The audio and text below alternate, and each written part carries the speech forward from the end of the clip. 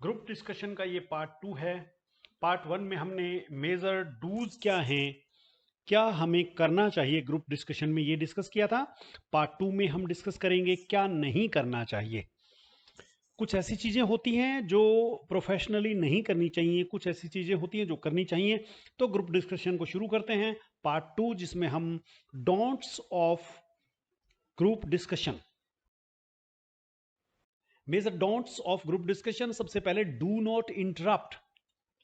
देखिए, group discussion शुरू हो गया है, एक पार्टिसिपेंट बोल रहा है, अपनी बात रख रहा है, दूसरे आदमी को उसके बोलते हुए के बीच में इंटरप्ट नहीं करना चाहिए। Never interrupt someone while they are speaking, it is considered rude, disrespectful. एक बहुत ही गलत एग्जाम्पल करते हैं हमारे पॉलिटिशियन। एक पॉलिटिशियन बोलता है, दूसरा बीच में बोलता है, बार बार इंटरप्ट करता है, और वो चीज़ एक बहुत बुरा एग्जाम्पल सेट करती है। संसद में देखा गया है, या पॉलिटिकल डिस्कशंस इलेक्शन के दौरान देखा है हमने। और मीडिया वाले इस चीज़ को एंजॉय करते हैं, और मीडिया वाले एक दूसरे का, वो तो ये भी सकता है कि मीडिया वाले अपने पास कंट्रोल रखें, और एक बोल रहा है तब दूसरे का बटन बंद कर दें, उसकी आवाज़ आगे पहुंचे ही ना, ऐसा कर सकते हैं। लेकिन वो स्वाद लेते हैं कि किस तरह से देखो दोनों लड़ेंगे, और लोगों को मजे दिखाएंगे दोनों कैसे लड़ रहे हैं। तो ऐसा अच्छा नहीं होता कि ग्रुप डिस्कशन में बीच में इंटरप्ट किया जाए। Wait patiently for your turn.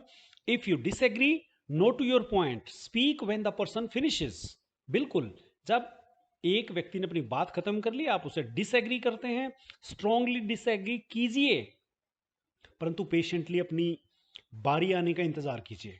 ये बहुत बुरा मैनर है, ये नहीं करना चाहिए। हम डोंट्स कर रहे हैं, क्या नहीं करना चाहिए। दूसरी बात, do not try to dominate the discussion. कुछ लोग होते हैं जिनको ऐसी आदत होती है कि वो हर चीज में सेंटर में रहना चाहते हैं, कि मैं ही सबसे बड़ा चौधरी हूं, मैं ही बोलूंगा, जो कुछ करूंगा मैं करूंगा, सब चीजें मेरे हिसाब से होनी चाहिए। ग्रुप डिस्कशन एक जेंटल डिस्कशन होता है, उसमें ऐसी ऐसे व्यक्ति की कोई जगह नहीं होती है। हालांकि ऐसे व्यक्ति उसमें ज्यादा रहते हैं पॉलिटिकल डिस्कशन में। तो टीवी पे आते ही वही लोग हैं जो अपने आप को बड़ा चौधरी समझते हैं, पार्टी समझती है कि ये खूब बड़बोला है और ये खूब बकेगा वहां पे, तो ये ज्यादा से ज्यादा मतलब सच को झूठ, झूठ को कर सच कर देगा, इसलिए इसको भेज दो। वो भेजते भी उसी आदमी को हैं। लेकिन पॉलिटिकल डिस्कशन मेरा ख्याल में इंडिया में सबसे पुअर टाइप का ग्रुप डिस्कशन है। ग्रुप डिस्कशन मीटिंग भी होती है, ग्रुप डिस्कशन और बहुत सारी जो वैचारिक बैठक होती हैं, उनमें ग्रुप डिस्कशन देखा जा सकता है। Do not try to speak all the time और कंट्रोल द डिस्कशन। आप ही बोलते रहे अकेले, दूसरा बोलने का मौका ही ना दे, ऐसा नहीं करना चाहिए। डिस्कशन को आप कंट्रोल करने की कोशिश करें कि आप ही डोमिनेट करेंगे, नहीं करना चाहिए। Group discussion is about sharing ideas. Group discussion में सबके विचार, 10 आदमी है तो 10 के विचार। अगर आप 5 टॉपिक डिस्कस हो रहे हैं तो 5 टॉपिक्स पर सभी 10 लोगों के विचार आने चाहिए। नॉट शोइंग सुपीरियोरिटी, कौन सुपीरियर है, कौन लीडर है, कौन नहीं है। वो लीडर तो जब ग्रुप डिस्कशन खत्म होएगा तब निकल करके आएगा। आप अपने आप को लीडर प्रोजेक्ट करने की कोशिश करेंगे तो सच मानिए लीडर नहीं बन पाएंगे। मैंने पहले बताया था पिछले डिस्कशन में कि लीडर वो है जिसको लोग कहते हैं वो लीडर है, जो अपने आप को लीडर कहता है वो लीडर नहीं है। Give equal chance to others, सबको। कितनी समय सीमा है, कितने पार्टिसिपेंट्स है, कितनी चीजों पे विचार होना है, उसके हिसाब से रेशो में आपका जितना टाइम बनता है आपको उससे ज्यादा लेने की कतई कोशिश नहीं करनी चाहिए। और आप अगर आपके विचार दमदार हैं तो दूसरे लोग कहेंगे हाँ सर आप बताइए, हाँ मैडम आप बताइए क्या कहना है। A balanced participation is always appreciated. Group discussion में तो जैसे बहुत सारे ऐसे इंटरव्यूज होते हैं, जैसे एनडीए है, वहाँ ग्रुप डिस्कशन होते हैं, बहुत लंबे चौड़े होते हैं। बहुत सारी यूनिवर्सिटीज में टीचर्स के सिलेक्शन के लिए ग्रुप डिस्कशन होते हैं, कौन कितना स्ट्रांगली विचार रखता है। तो आपका पार्टिसिपेशन, आप दूसरों को भी मौका दें और खुद भी मौका लें, वो बैलेंस्ड पार्टिसिपेशन है, उसी को अप्रिशिएट किया जाता है। तो इंटरप्ट नहीं करना है, डोमिनेट करने की कोशिश नहीं करना है। तीसरा क्या नहीं करना है, चलिए जानते हैं। डू नॉट बी एग्रेसिव और रूड।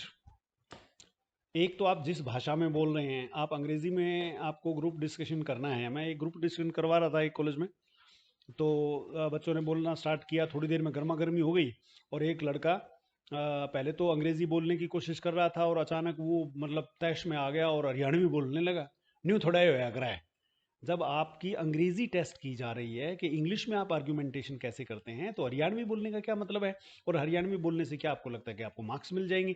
आपको जिस भाषा में आप बोल रहे हैं उसी भाषा में आपको बोलना है, अपने विचार रखने। अगर भाषा ही आपके पास, अपने विचार बोलने के लिए भाषा के शब्द ही उपलब्ध नहीं है आपके पास, तो आपका डिस्कशन करना बेकार है, आपको उससे दूर रहना चाहिए।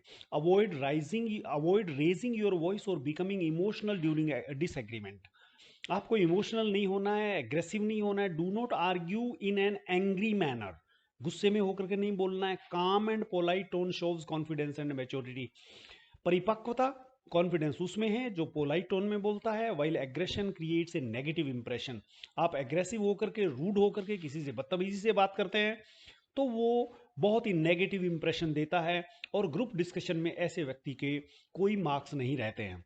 Do not go of topic, ये बहुत ज़रूरी है। कई लोगों की क्या आदत होती है कि एग्जाम्पल देने लगे, डिस्कशन को कहीं से कहीं ले गए।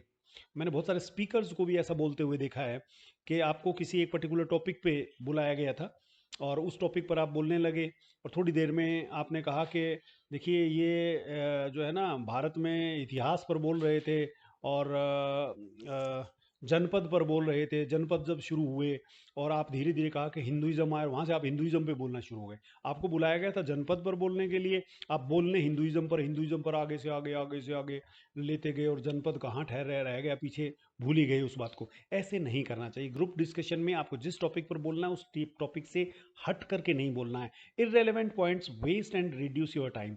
Stick to the main topic. Avoid unnecessary examples और स्टोरीज।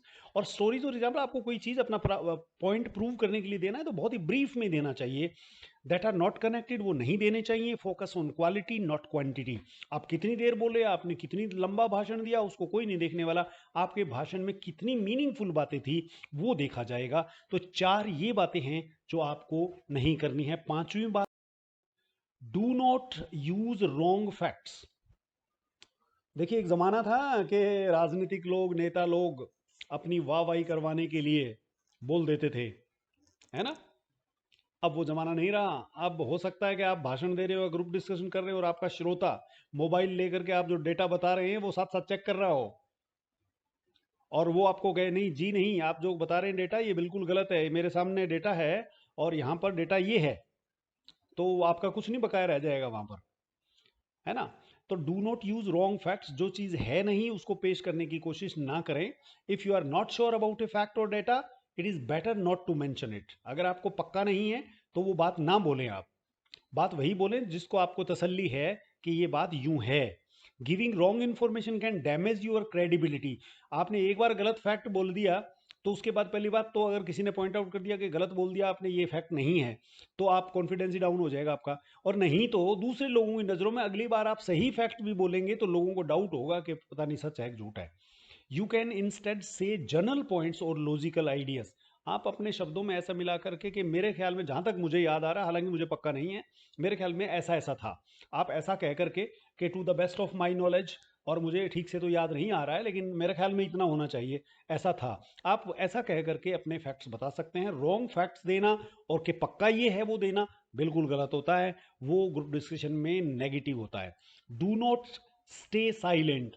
आपसे कोई गलती ना हो जाए इसलिए आप साइलेंट मोड पे चले जाएं कि भाई साहब मैं तो साइलेंट मोड पे हूं, बाकी बज रहे हो तुम बजते रहो, तो वो भी कोई अच्छी बात नहीं, क्योंकि फिर आपको मार्क्स दिए किस आधार पर जाएंगे।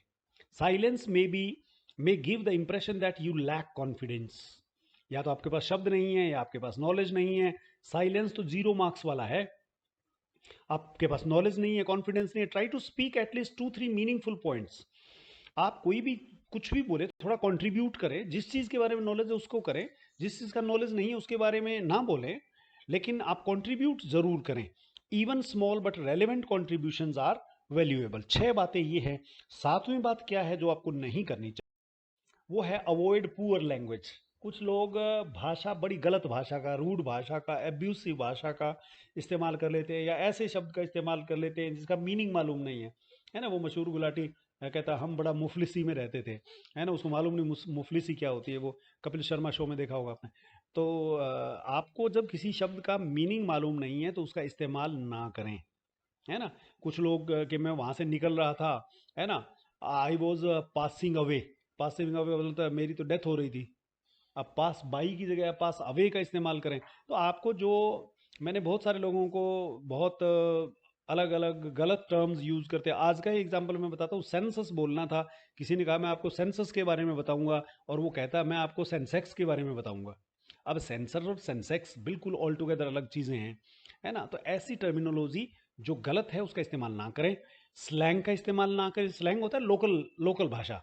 मान लीजिए आप सिरसा के रहने वाले हैं और आपका ग्रुप डिस्कशन दिल्ली में हो रहा है या आपका भोपाल में हो रहा है, वहाँ कोई पंजाबी नहीं समझता, और आप अपनी भाषा बोलते हुए बीच में पंजाबी का यूज़ कर रहे हैं, वो गलत रहता है। जिस भाषा में आप बोल रहे हैं स्ट्रिक्टली उसी भाषा पर स्टिक करें। इनफॉर्मल एक्सप्रेशन का इस्तेमाल ना करें, इनकरेक्ट ग्रामर का इस्तेमाल ना करें। ये देखा जाता है, ये नहीं है कि आपको कुछ भी बोला आपने, आपकी भाषा गलत थी, ग्रामर गलत थी, और आप वैसे बहुत तकड़े इकोनॉमिस्ट हैं और तो आप बड़ा ही अच्छा इंप्रेशन छोड़ देंगे। जी नहीं, जो अच्छे इकोनॉमिस्ट होंगे उनका भाषा पे भी कमांड होगा भाई, वही फेमस हो पाते हैं। Keep your language simple clear formal, this shows professionalism and good communication skills. देखिए, अच्छा स्कॉलर होगा तो उसका कम्युनिकेशन स्किल तो सबसे पहला पैरामीटर है, होना ही चाहिए। तो दोस्तों ध्यान रखना है, डोमिनेशन नहीं करना है, एग्रेशन नहीं करना है, रूड नहीं होना है, फैक्ट्स करेक्ट देने हैं, अपने टॉपिक से भटकना नहीं है, और चुपचाप नहीं बैठना है, और गलत भाषा का इस्तेमाल नहीं करना है। शुभकामनाओं के साथ, धन्यवाद।